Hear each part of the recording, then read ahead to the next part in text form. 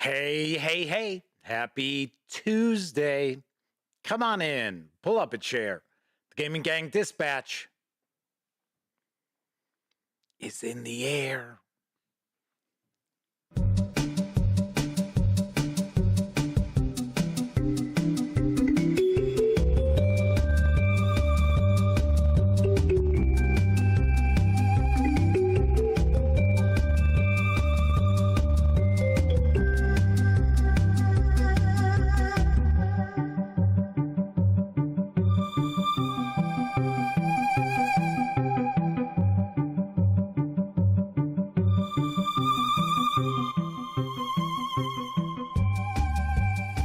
Howdy, gang, and welcome once again to the Duct Tape Studios. I'm Jeff McAleer, your host, here at the Gaming Gang Dispatch. Welcome aboard. Tonight is Tuesday, September 12th, 2023. This is live stream number 963. Howdy, everybody. If this is your first time joining me, let me point out, super casual around here. Just hanging out, talking about the latest in tabletop gaming news, and either taking a first look at a game or I share a live review of a game. Well, tonight we are going to be taking a first look, and we are going to dive on in and take a peek at Barcelona from Board and Dice. This is kind of a hefty box here. Maybe I should say it's Barcelona. You know, you always see, non-Spanish speakers always trying to go like out of their way to like emphasize the Macarena. It's like, what?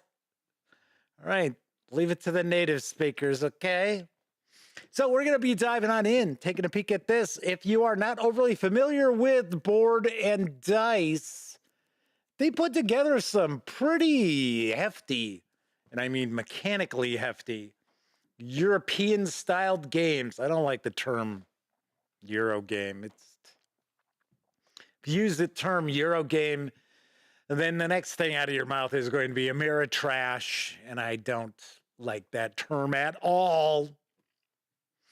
So stay tuned. We're going to be taking a look at Barcelona in just a bit. Should mention, if you are watching live because you're tuning in to see the unboxing of Barcelona, it is going to be probably about 40 minutes before we get into that, because I always tackle the tabletop gaming news first here on the show. Just informing you right away. So if you're watching live, kick back, relax, enjoy yourself. I know, yeah, it's Tuesday. It's still early in the week, but just keep checking those days off before the weekend comes around again.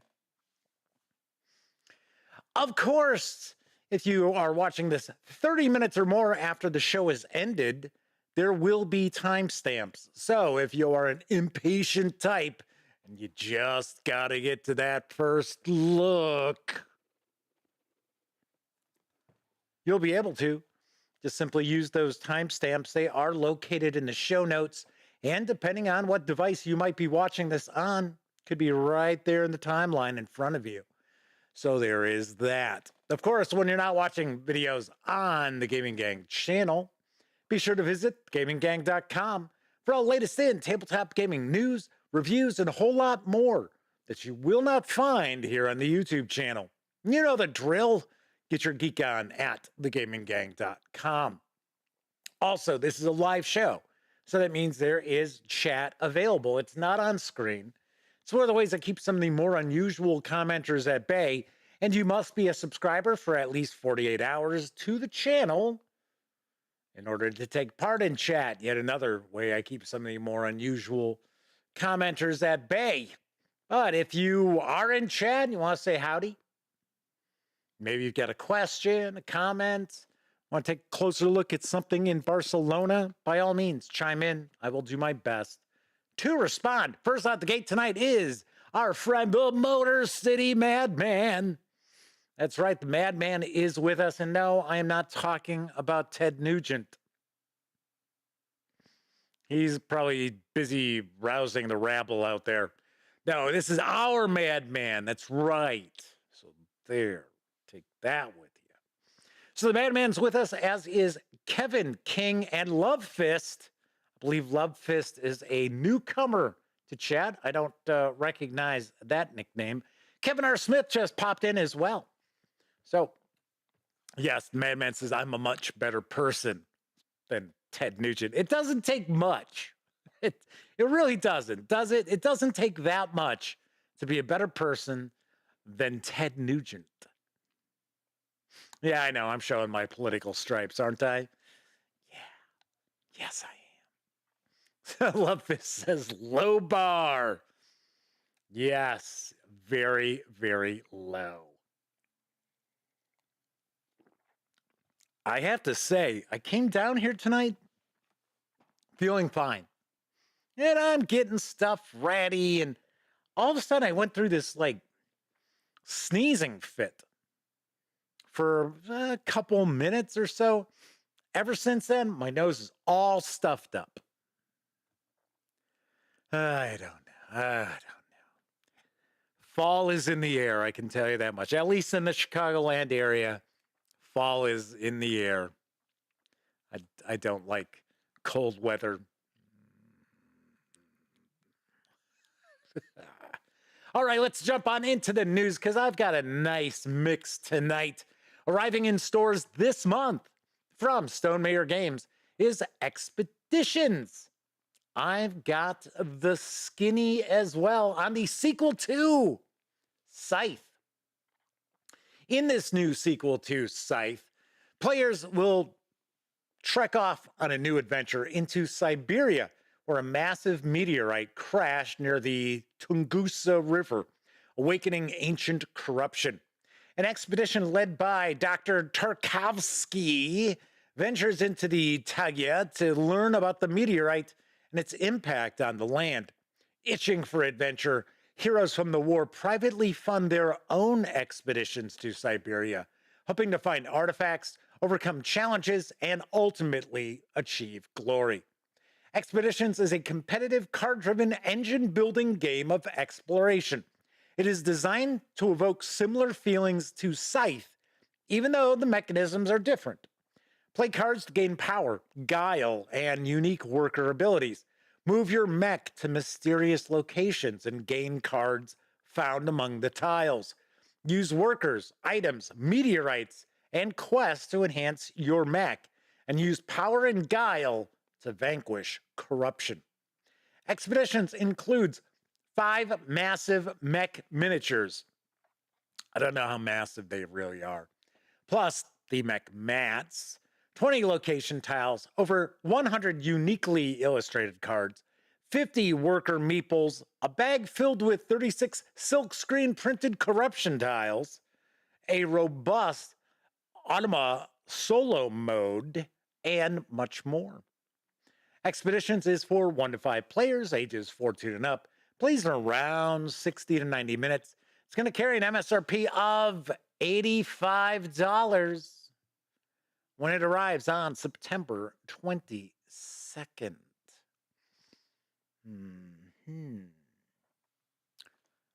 So I have a confession. Although I think some of you who follow the gaming gang already know this, I've never played Scythe, the board game. I did try the digital edition of it, and this is a few years back. It's, in fact, I don't even know if I think it was an alpha I had an opportunity to check out. I didn't really dive too deeply into it because the user interface was not very intuitive. I have always been curious about Scythe because I've always heard 2 sides to the story. I've heard some people love it.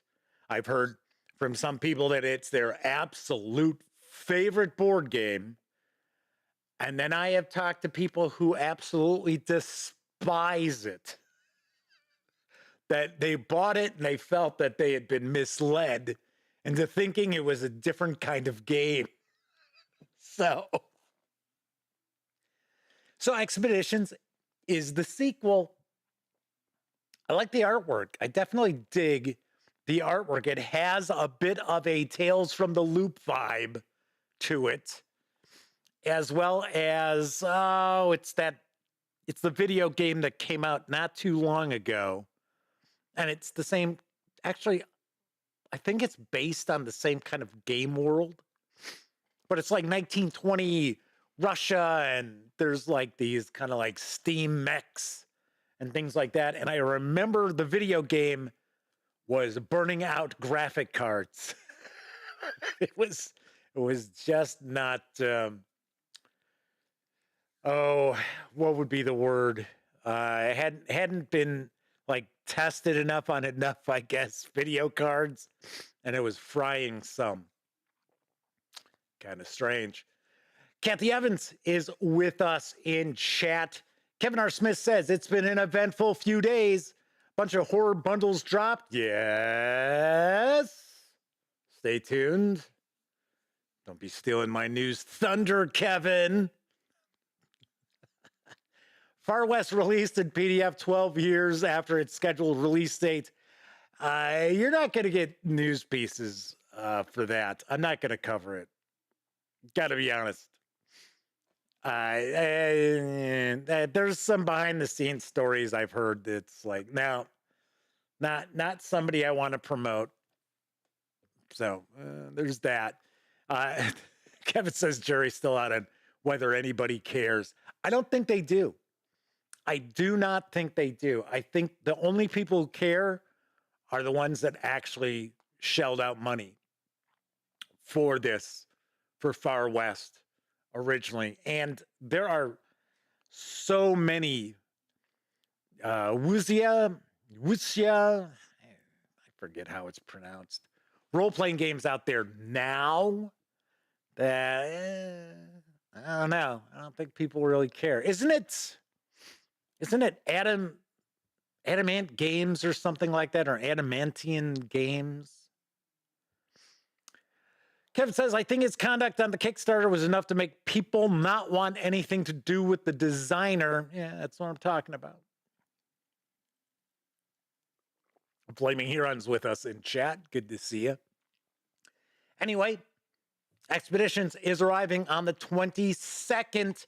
I don't really have any sort of relationship with Stonemaier Games anymore. I don't know why, to be honest, because I reviewed like the first 3 games I came out with.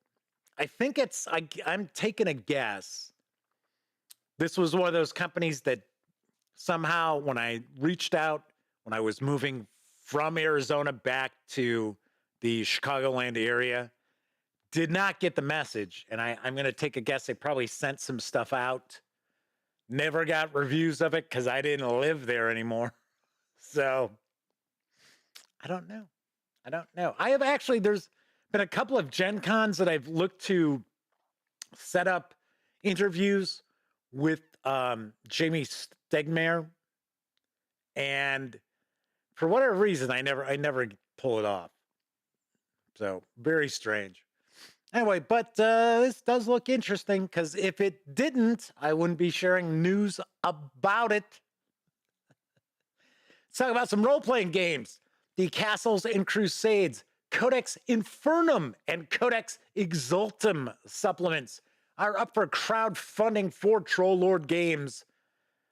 I've got the lowdown.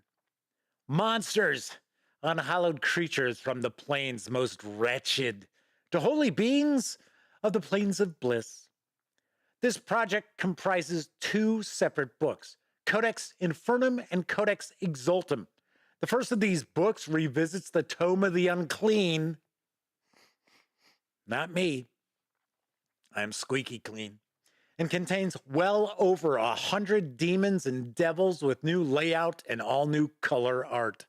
The second book, Codex Exultum, explores the heavenly creatures, the angels, seraphim, and others. Both books will be hardcover, full-color books with all of Troll Lord Games' signature quality binding. Hopefully it doesn't have the Troll Lord Games signature editing mix-ups. Hey, I really dig Troll Lord Games, but Let's be honest, when you have like the 9th print run of a book and you've got like the same grammatical error as you did in the like 2nd print run, you got some editing issues. These new publications will also sport the new monster layout and will be open game license free. Get out of here, open game license, done with you. All content derived from the fine creators at Trollord Games. We're going to revisit the Tome of the Unclean, overhaul much of the text, tightening up descriptions and abilities, and creating a spin on the demons and devils like never before. Not only will the book appear in full color, all the art planned for it is rendered by Zoe DeVos, but it will include a new look at possession, the names of demons and devils, the hierarchy of the wretched planes, with addendums for gaming in the world of Airday. I think that's how it's pronounced. It will, of course, include all your favorites from the Demogorgon, Orcus, and all your other favorite cast of villainous demonic characters. Codex Exaltum explores the other realms, those that lie at the polar opposite of the wretched planes. Sporting all new material for your Castles and Crusades game, you'll run the gauntlet from angels like the cherubim to the seraphim and Melachim. These and other creatures, good and pure, will find a place at your table, all set to battle the foul evil that lies with the unclean. This is also complete with setting rules to help you integrate these creatures into your game at your table, adventure hooks, and more. There is a very, very, very short Kickstarter video, so let's take a peek.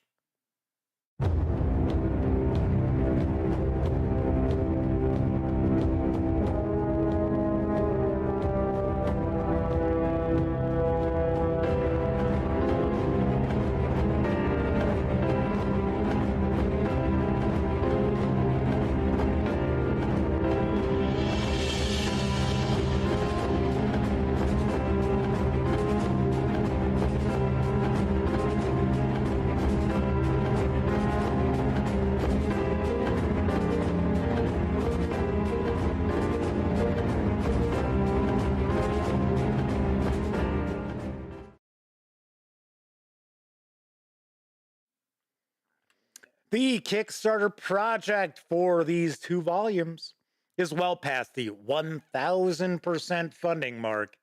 You can reserve copies of both books in print with PDFs for a $99 pledge, or you can grab them just in PDF for a $35 pledge through October 6th. Expected delivery is next August. Nice, very nice. There is lots cooking with Trollord Games right now. They also have the Igsberg book that I think is coming out in October. I got to reach out to my contact over at Trollord Games because I would really love to share more content from them with you, because they have far more than the books that I've already shared first looks and reviews for. And we did have that one box adventure that was sent by a viewer I shared a first look at. I have not actually read through the whole adventure book. I ought to get onto that. I tend to try to tackle games that have been sent by publishers before I tackle books that have been sent by just folks who watch the show who want my opinion on stuff. But this is still out there. October 6th is when this cuts off. Once again, as I mentioned, this Kickstarter project is over 1,000% funded. So have no fear about that. So Kevin R. Smith was talking about some horror bundles that have dropped. I'm going to talk about one of them right now because you can score a huge savings on the Trail of Cthulhu role-playing game from Pelgrane Press. Here's the deets on the deal over at Humble Bundle. Explore the sublime, horrifying worlds of H.P. Lovecraft at your gaming table with this Trail of Cthulhu bundle from Pelgrane Press. Utilizing the Gumshoe RPG system to foreground the investigative elements of the Cthulhu mythos stories, this award-winning RPG delivers an experience that makes clue finding engrossing and interactive for players while amplifying the cosmic dread. Get the Trail of Cthulhu rulebook plus more than 20 other source books, adventures, and more to fuel uncountable campaigns worth of unfathomable eldritch horror. And you'll also support Cancer Research UK with your purchase. You can score all 23 items, which are part of this bundle, for a donation of $18 or more. You heard that price right. You heard the number of items as well.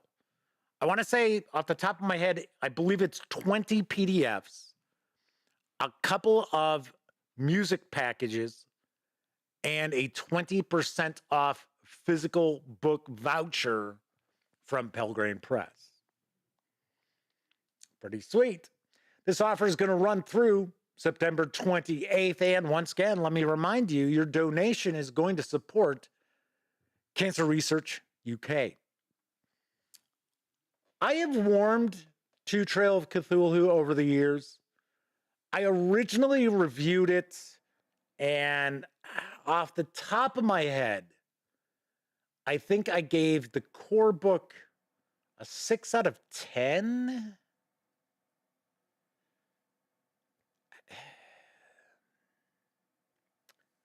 I don't know. It's just, and once again, I should point out, I have really not checked much out for Trail of Cthulhu in the years following that.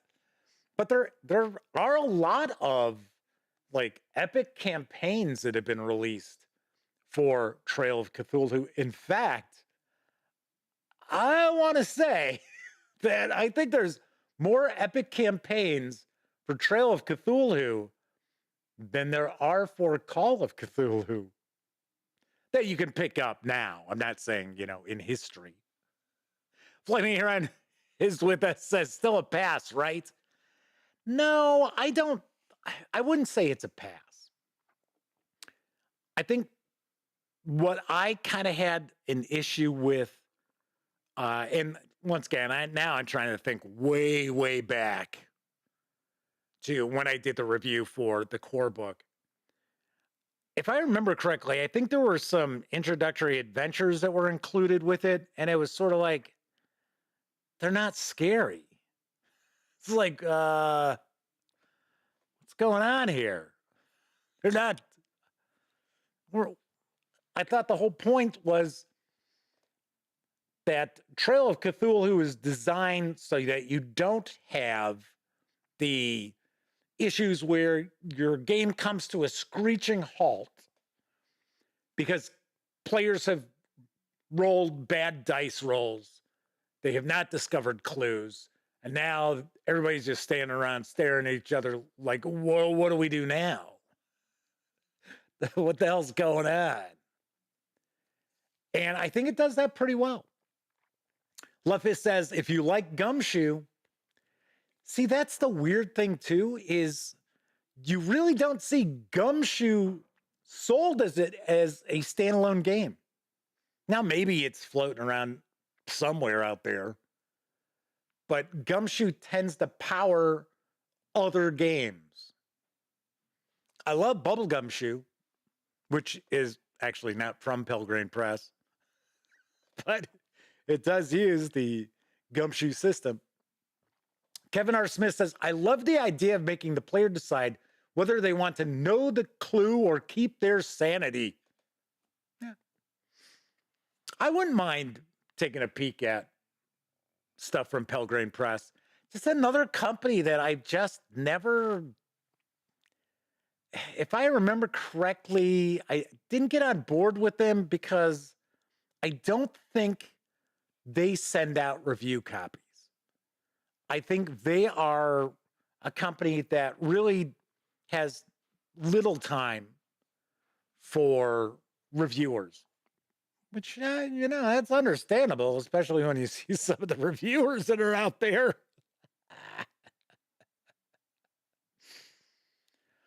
but they prefer reviews from, their players and stuff like that, which, I mean, on one hand, yeah, okay, I see that. But then on the other hand, then you've got people who are just, ass kissers and stuff like that. Although you get that with the reviewers too. So Kevin R. Smith says, that said, if you prefer Call of Cthulhu, you can use a lot of the supplements as source books for certain locations or for information on the 1930s if you want to take a baby step away from the classic 1920s. That's one of the things I was just about to say was, even if you don't run Trail of Cthulhu, all these supplements, told you about the weird sneezing fit that I had down here. Let's not repeat that while I'm live. No thanks. Snot all running out of my... No, it wasn't that bad. But yes, I was going to say, there is a lot here.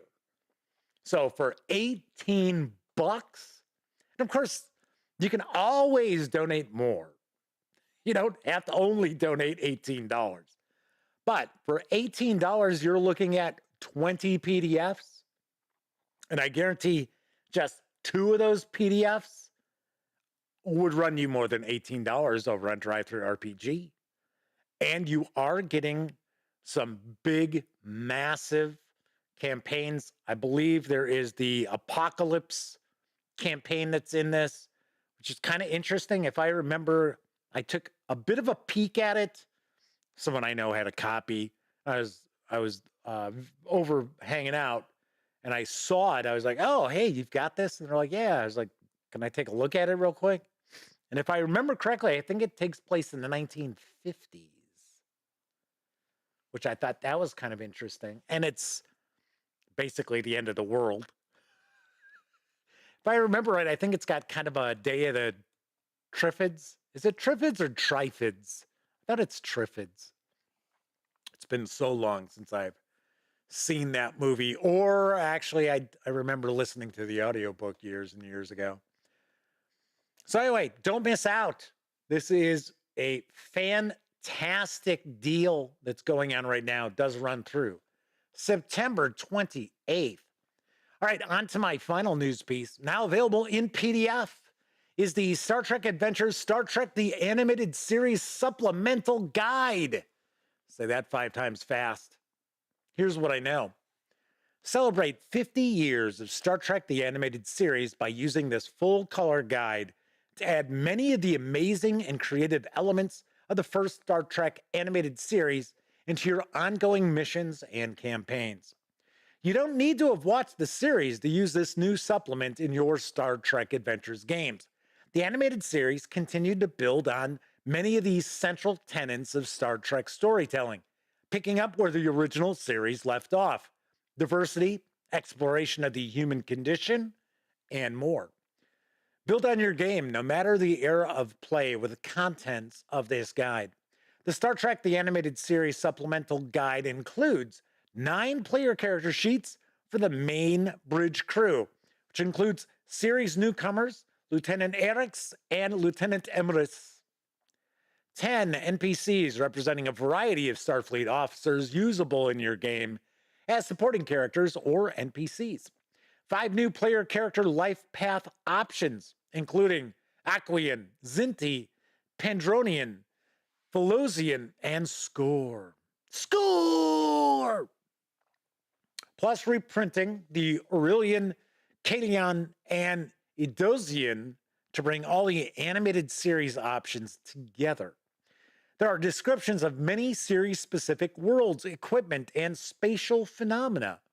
A variety of space frames and unique starships presented in the series, including the Aqua Shuttle, the Romulan Stormbird-class battlecruiser, and Kukulkan's starship. 10 NPCs, including Harry Mudd, Cyrano Jones, and Giant Spock.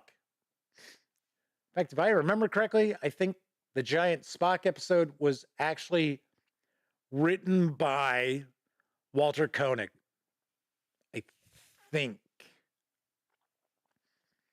11 new creatures and critters, including the Celat and Lamatia, to challenge your player characters. This supplemental guide for the Star Trek Adventures role-playing game does require the core rulebook in order for you to use it. The 69-page Star Trek, the animated series supplemental guide for Star Trek Adventures is available over at DriveThruRPG for $12. Yay.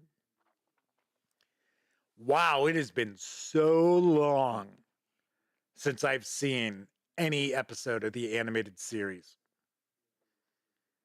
So long. And if I remember correctly, as a kid, now I think this came out 73.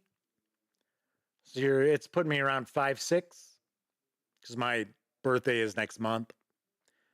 So I would assume that, the animated series started in September when all the new cartoons for Saturday mornings came out. Now, like nowadays, there really are none. Wow, that used to be a big deal as a kid. Not only Saturday morning, but the Friday before the new season began, when it seemed like ABC, NBC, CBS would do these like hour-long preview shows to share, oh, this is what's coming out. This is what's premiering tomorrow. Most of it was crap, but still.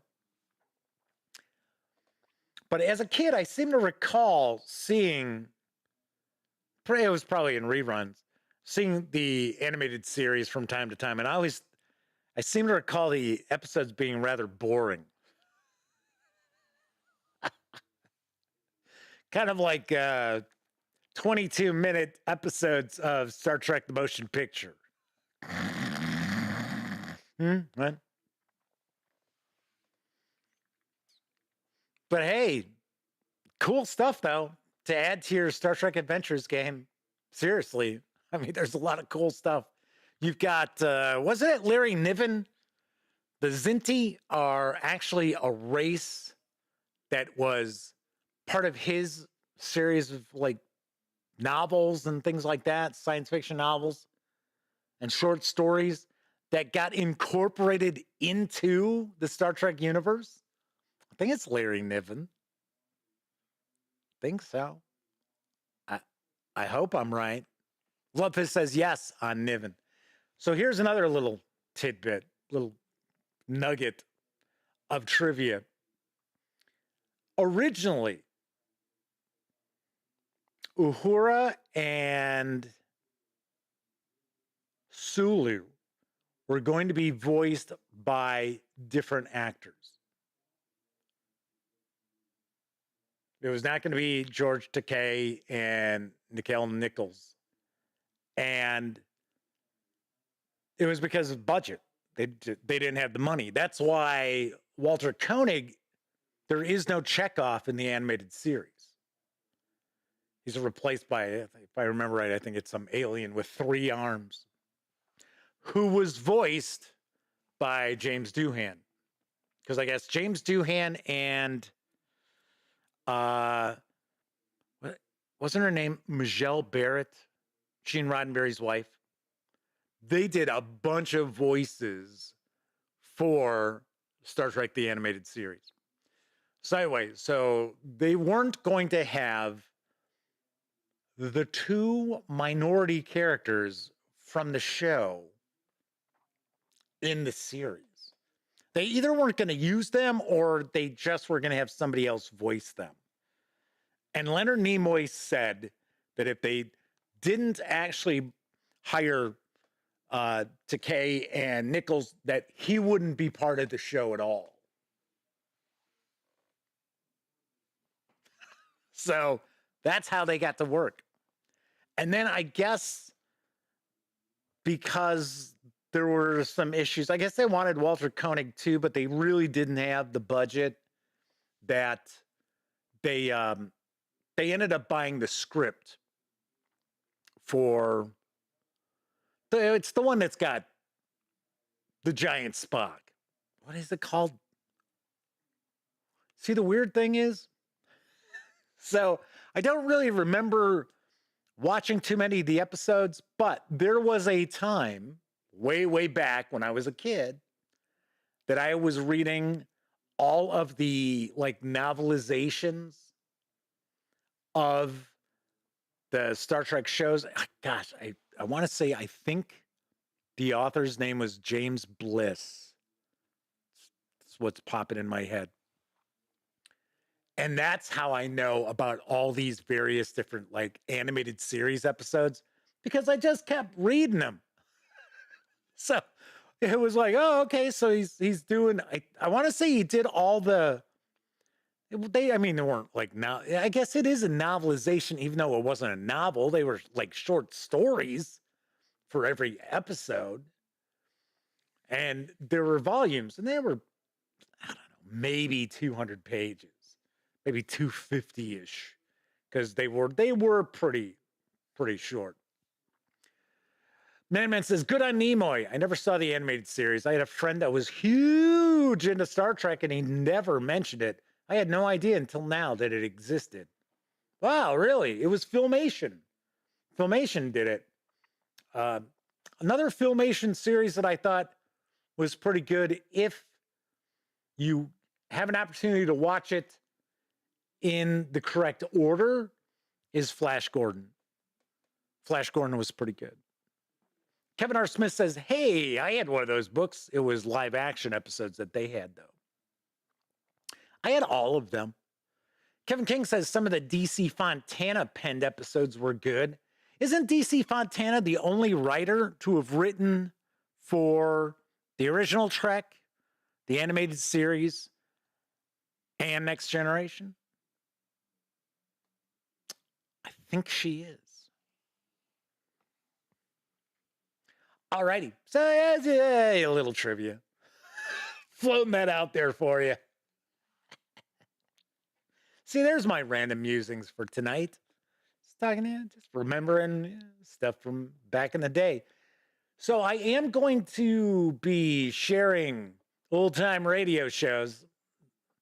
Not as old as some of the shows I normally share.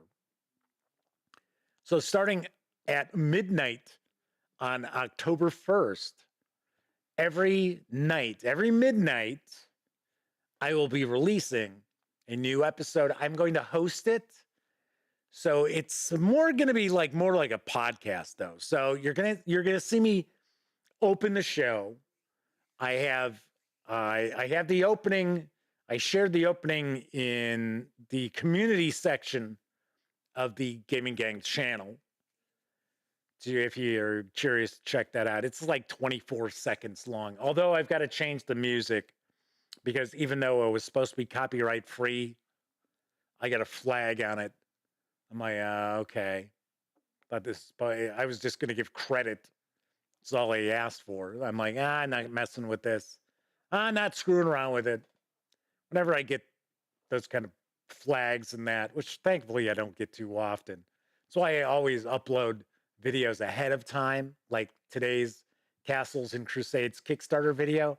I always upload those like the night before or the morning of the live show that they air on, because then I can see if I'm going to get flagged, because usually it's the music that they've used in their videos.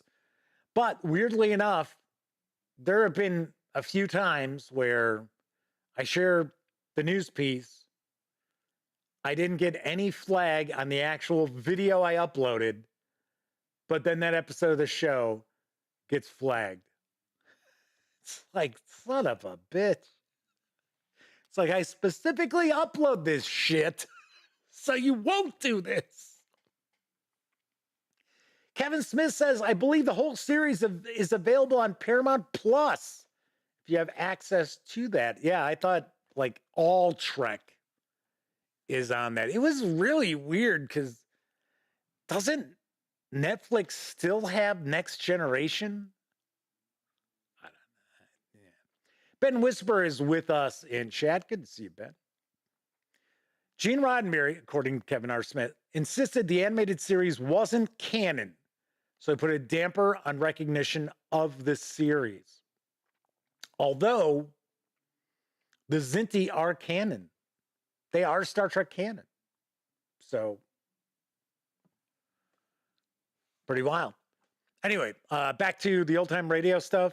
So what I'm going to be doing is I'm going to be sharing episodes of CBS Radio Mystery Theater, which ran from 1974 to 82 or 3. And there were, 1,399 episodes that were produced for that show. Now, not all of them were spooky or creepy or science fiction or anything like that. A lot of them were just straight up mysteries. But I'm sharing the spookier, creepier, weirder ones. So what I plan on doing is sharing like 4 episodes from each year. And up until, I think it's 81 or 82, they are hosted by E.G. Marshall, who does a pretty good job. Madman says, ooh, I'm looking forward to October 1st. Halloween, yes. Halloween's a big deal at the Madman's house. We'll have to ask him to share another one of his videos with us, and I'll pop it up on the show. Pretty wild. Luffis says, I love old radio plays. I have, about 2 terabytes? About 2 terabytes of old-time radio MP3s. And you figure each show, for the most part, is about 4 or 5 megabytes. Because, of course, we're not talking, stereophonics and stuff like that. I have every episode of CBS Radio Mystery Theater. All 1,399. And, of course, I also do try to clean up the audio a bit for the show. So if you've ever listened to the October Spooktacular at the Gaming Gang, because this isn't the first year I'm doing this. I think this will be the 4th time I've done it. And I don't do it every year. In fact, I think this will be the first time I've actually gone back to back, because it's actually a lot of work. So, more work than you would probably expect. Anyway, so you can stay tuned for that. Hopefully, we'll have some fun with that. But it'll open like video like this. And then I'm probably just going to put up, when the show's playing, I'll probably just have some like thumbnail up. And then I'll come back at the end of the show to close out. It's not going to be an exciting video to watch, but you're not supposed to be watching it anyway. And it will be in the podcast section too, because I am sharing these shows now on YouTube as podcasts as well, because there's so much talking in them, right? I mean, it's kind of talking ahead, right? So, all righty then. That's it for tonight's news. That's it for tonight's random musings. So we are going to be taking a look into Barcelona from Board and Dice in just a few moments. But first, I think it's time for a brief intermission.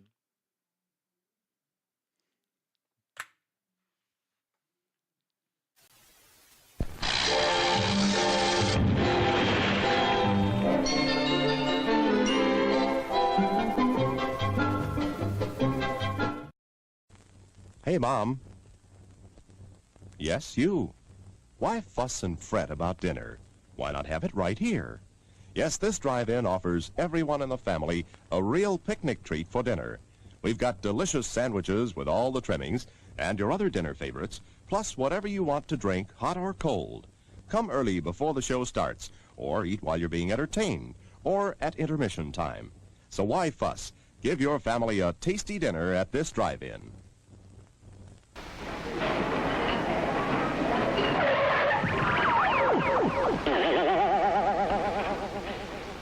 Hi, beautiful.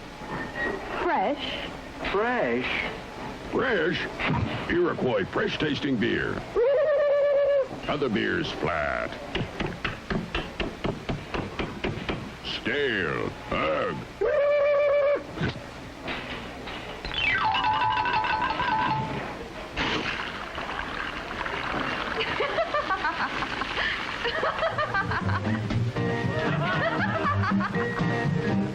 For that fresh, fresh feeling, have an Erie. Let's have an Erie. Let's have an Erie. For that fresh, fresh feeling, have an Erie. Iroquois, the fresh tasting beer. Fresh 'em up, set 'em up. Erie. This volunteer doesn't drink Wilkins Instant Coffee. I hope you know what you're doing. Oh, I do.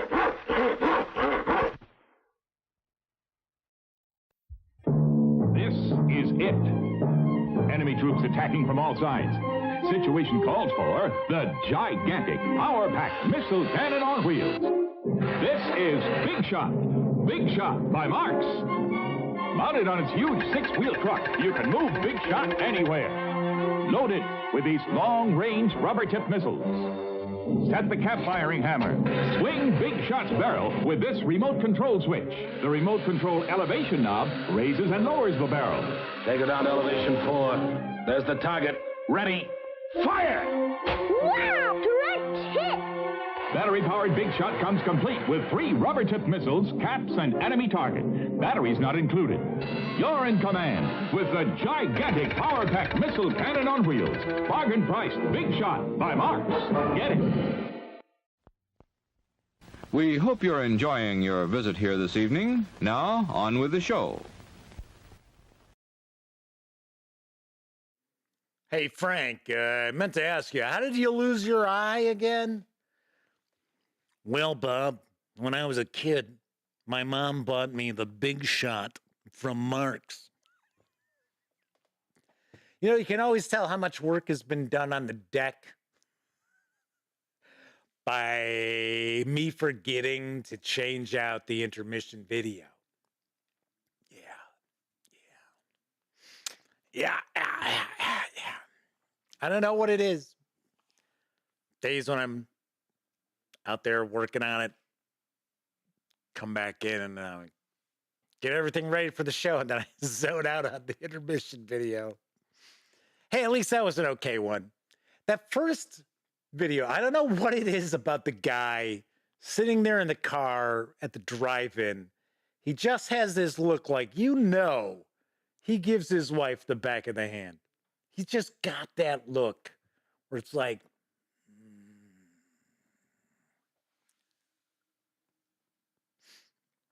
Moving right along, tonight we are going to be diving on in for an unboxing and first look at Barcelona from Board and Dice.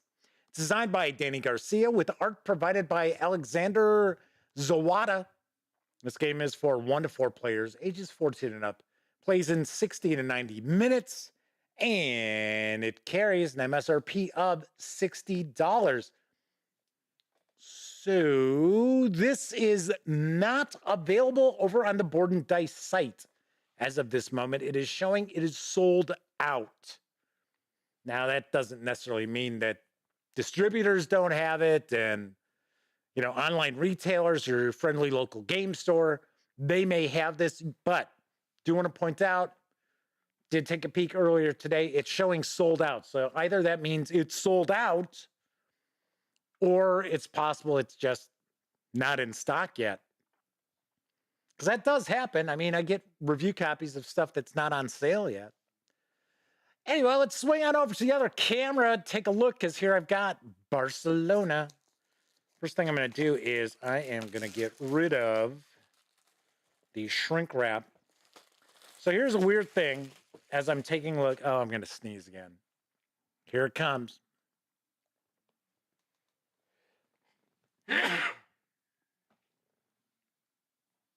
And it's not real dusty or anything down here. I don't know what the deal is. Anyway, I was going to say, one of the weird things is the game takes place in the 19th century. And then the artwork here looks like we've got a trolley car and automobiles. It's like, uh-huh. 19th century, huh? Let's take a peek at the back here. Well, here it looks like we've got 2 artist credits.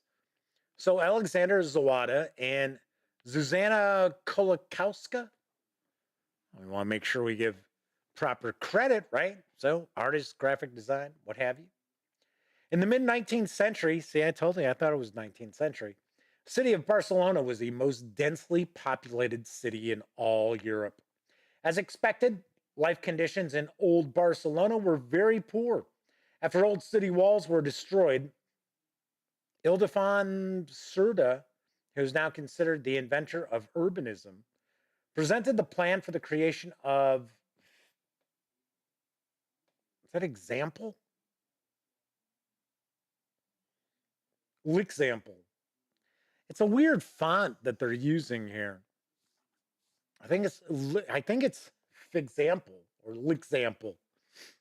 The new district that Barcelona so desperately needed, and now falls onto you to make his bold design into a better city for its people. All right, so let's take a peek. I already mentioned that this is a fairly hefty box, which tends to be sort of the board and dice thing. Their games tend to be, as I mentioned before, they're pretty weighty mechanically, and there's usually quite a lot that's in here. So you've got challenges. Take a look at that in a sec. We've got the rule book. We've got a solo rule book. Looks like we've got some stickers. Draw bag. All right, so let's take a look at the rule books in that first.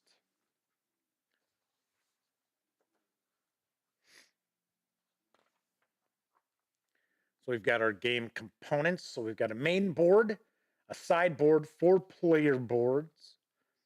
We have public services,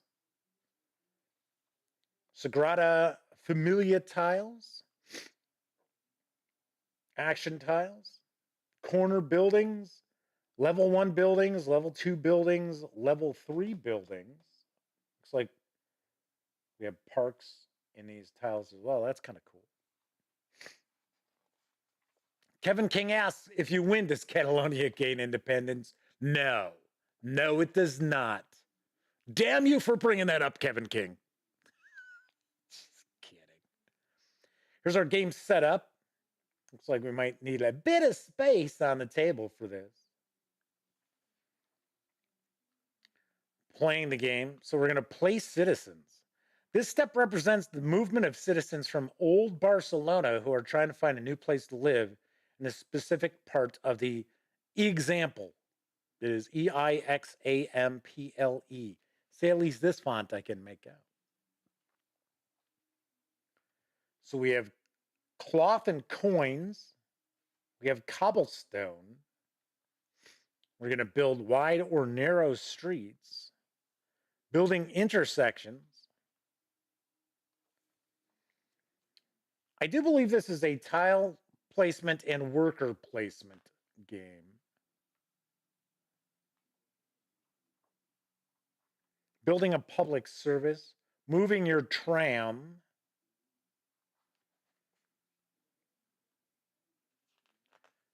I would guess that tram would have been horse-drawn. Citizen tracks.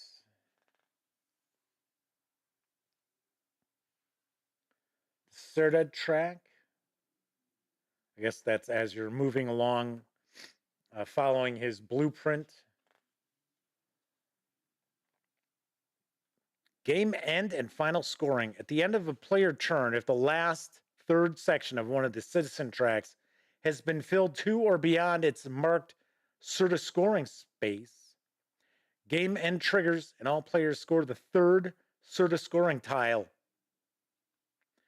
Score victory points according to the number of cobblestone tiles you removed from your warehouse. Score victory points according to the number of passengers you have placed. Evaluate one by one each of your modernisme tiles. I'm sure that's not how it's pronounced, but hey, you know me. Come on, I'm here to mispronounce words. So we're going to have the Modernisme tile, list conditions, and number of victory points. Of course, player with the most victory points is the winner. Winner, winner, chicken dinner. Case of a tie.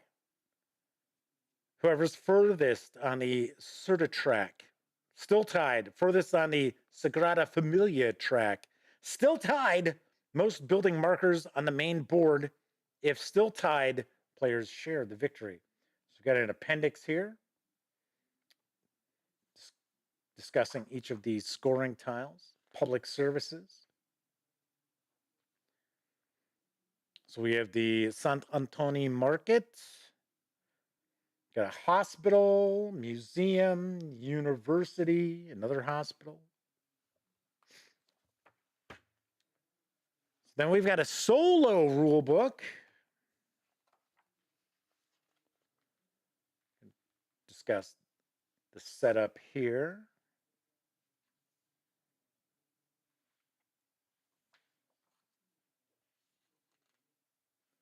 Hopefully the autofocus is behaving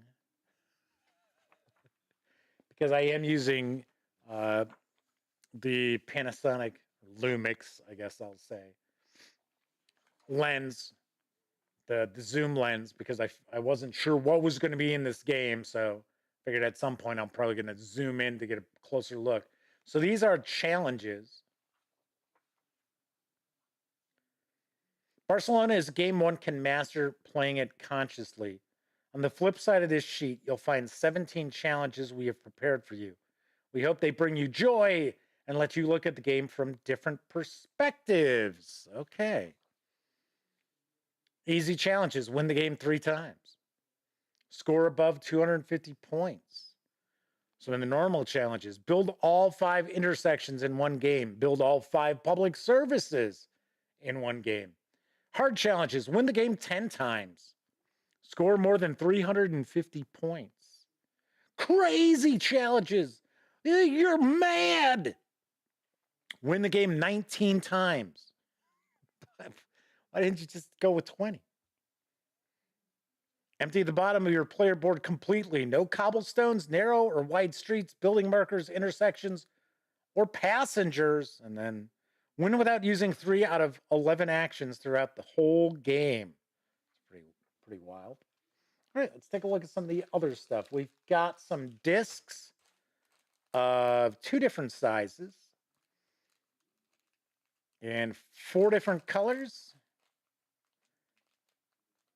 No, there's only 3 different. Well, no, wait. Purple, gray, blue. Yeah, there are 4. Okay. And it is colorblind friendly. Bunch of baggies. Drawstring bag.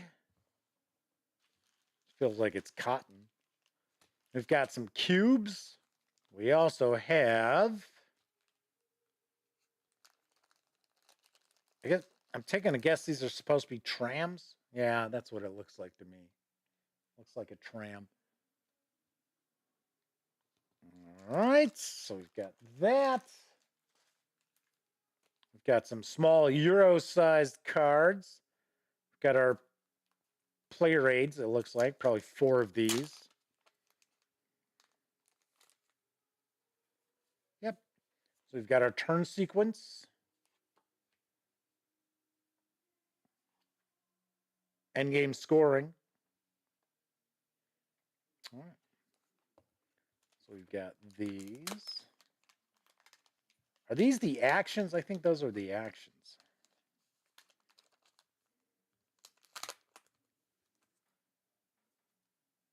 Could be wrong.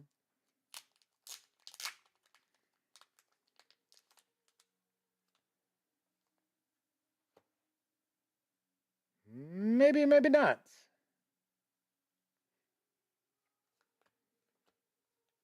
I'm going to show you these. I think these are actions. Well, maybe not. I don't know. Because remember, one of the challenges is don't use 3 of the actions, but I thought it said there's 11, and there are not 11 cards here. Uh-huh.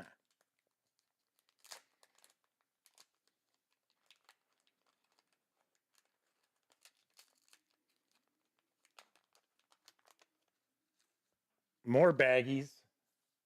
Ah, stickers for the trams.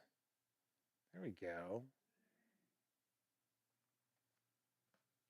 Then we've got the board. Looks like it's a pretty good sized board.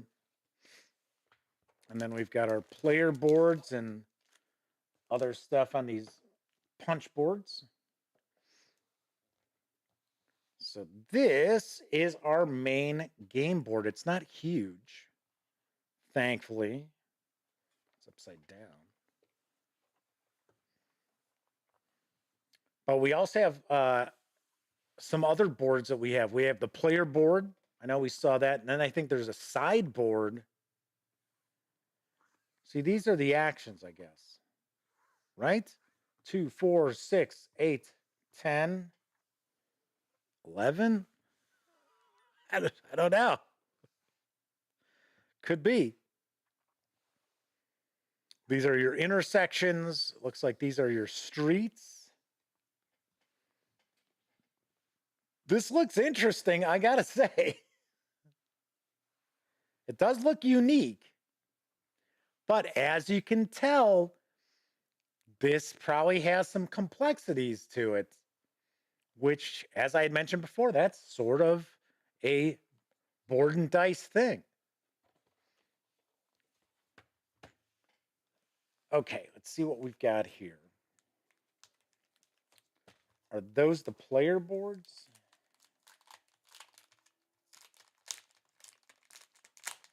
Or is this the sideboard? All right, come on, come on, come on, come on. Well, let's just try to pull some of them out. Okay. This is the sideboard then.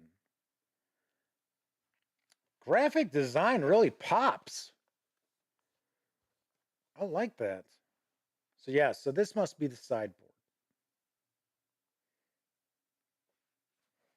And then we have, yep, these are all look to be identical. So we have our player boards. So it's going to, might as well pull this out. There we go.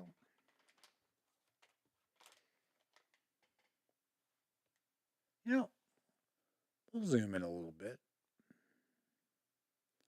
Better look here. Let's just make sure that that is in focus. Or at least what the camera thinks is in focus.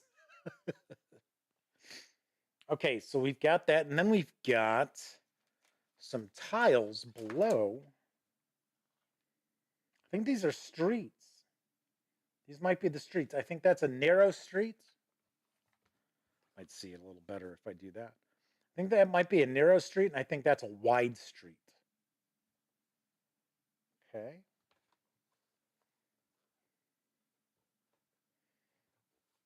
And this would be for the player who probably has orange, because we see that with blue. Yeah, that's how it works. The kind of light purple and the gray. And I will say that these are cut really nicely because these just all want to keep popping out. So we have quite a lot of punch boards. So we'll just take a peek at these. They're dual-sided is my guess. They are. I am going to take a stab in the dark that these are going to be face down.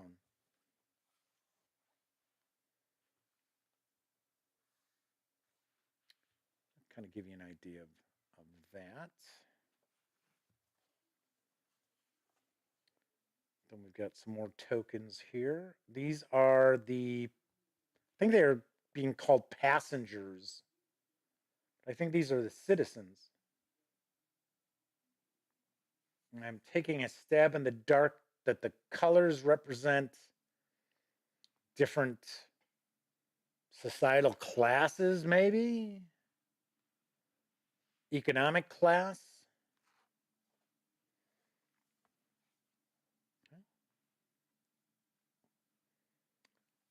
These look like these are victory point tokens. Because we had a victory point track that runs around the main board. And I would take a guess. Because remember, we've already seen where it's like, oh, one of the challenges, like a difficult challenges, score over 350 points. Bet you that's what these are for. So you're just going to get the token and add whatever you got on the track. I think these are some of the services.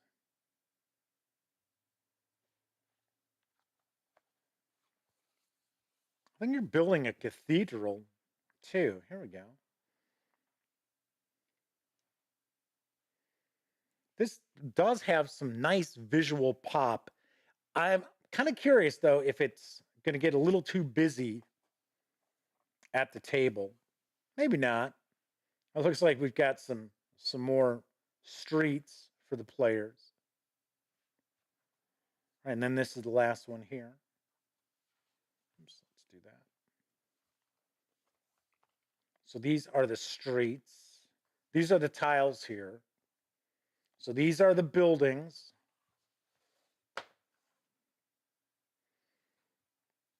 So this one has a pretty large park on those.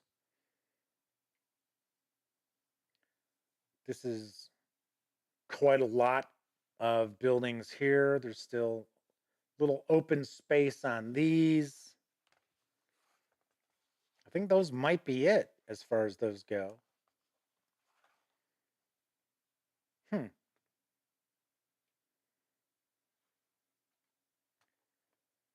I'll take a stab in the dark that, well, maybe not. I was going to say that's the museum, but taking a look at these, any of these really, well, outside of that, I don't think that would be the museum, but really nice graphic design on this, I'll say. I will say that much. There's more streets here, wide streets. Okay. So we have a lot of punch boards. That's why we've got all those baggies, obviously enough. We've got the player boards as well as streets. We've got our sideboard. We've got our main game board. Got the stickers for our trolleys. There's those baggies again. Here's the trolleys. Cubes. Discs. More baggies. Some cards. Our player aid cards. As well as our solo rule book. Our challenges. Our regular rule book. I'm going to put that drawstring draw bag in there. And that is what we find when we take everything from Barcelona, from Board and Dice, outside the box. Cool. I am going to get this to the table probably in the next 3 weeks or so. We've actually got some gaming nights that are already scheduled, so got that cooking. Unfortunately, not looking like Masks of Nyarlathotep is getting back off the ground anytime soon. It might be in October, but at least I'm going to get some gaming in. Once again, Barcelona is from Board and Dice. It is for 1 to 4 players, ages 14 and up. Plays in 60 to 90 minutes. I'm going to take a guess, probably closer to 90. And carries an MSRP of $60. As I already mentioned, stay tuned because I will have a review of Barcelona in the very near future. few things I did want to mention. So I pointed out that Tabletop Tycoon was sending me a bunch of stuff, and they did. Yes, they did. So we're going to take a break from GMT releases for our Wargame Wednesday tomorrow. And we are going to take a look at Ottoman Sunset from Victory Point Games and Tabletop Tycoon. Interesting thing about the Victory Point games that they sent, I've only actually reviewed one of them. Cuba, A Splendid Little War. Ottoman Sunset was too early. Yeah, I mean, this was one of the first Victory Point games releases, I think, in their States of Siege line. And I had not played this. I hadn't reviewed it. So that is one that they sent. High Treason, The Trial of Louis Riel, I think is the title of it. I don't recall reviewing this one. So it's another one that arrived. Habsburg Empire, which I think this came out later.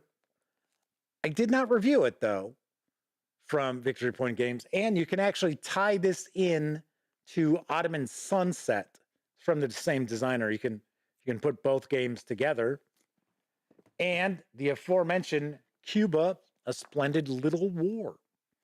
So all of these arrived, as did Healthy Heart Hospital, which we're going to actually look at a week from today. Nice. Very cool. Just shared a news piece about this, what? Week and a half ago? Something like that. It's pretty wild. So we are going to have a War Game Wednesday. Excuse me. It will be, as I move all this stuff around, Ottoman Sunset. Roger Perdome is with us in chat. Good to see you. Yes, I know. I forgot to do my drive-through RPG, one bookshelf thing. And I was like, yeah, okay. All right, we'll just watch another rerun of the brief intermission. So we're going to take a look at Ottoman Sunset on tomorrow's show. And then on Thursday, we are going to take a first look and page through basic role-playing from my friends over at Chaosium Inc. So we've got that. And as I already mentioned, week from tonight, we'll be heading on into Healthy Heart Hospital. So we had a lot of goodies on the horizon. Keep ourselves entertained, hopefully. Hopefully. Also, if you missed it, I shared my review of the Dreams and Machines starter set from Modiphius Entertainment. Might be a little surprised by my review. I don't know. Maybe. Maybe. That is it for this time out. If you like the video, by all means, please give it a quick thumbs up. Subscribe to the channel if you haven't already. And if you do subscribe, don't forget, ring that bell. Because it'll not only... I'm reaching for something, you can tell. That's usually when I screw up, right? It's like, oh no, I didn't mean to say that. If you ring that bell, it'll not only let you know when the Dispatch streams live Tuesday, Wednesday, and Thursday evenings right here on YouTube at 7 p.m. Central. Also let you know when I upload other videos, such as the aforementioned Dreams and Machines starter set review and my upcoming review of the alpha release for Tales of the Valiant from Cobalt Press. This is probably another review that might surprise you a little bit. Of course, when you're not watching videos on the Gaming Gang channel, be sure to visit thegaminggang.com for the latest in tabletop gaming news, reviews, and a whole lot more you will not find here on the YouTube channel. You know the drill. Get your geek on at thegaminggang.com. If you were watching live, thank you very much. If you watched live and took part in chat, tip of the cap, because you're not only keeping me company, but you keep each other company while I'm doing a page through or an unboxing. But of course, I know a lot of you out there, you don't have an opportunity to watch live. Doesn't matter if you're watching live or on Memorex. Really do appreciate all of you taking time out to watch any of the videos here on the Gaming Gang channel. Enjoy the rest of your morning, afternoon, evening, whatever time of day it is in your neck of the woods.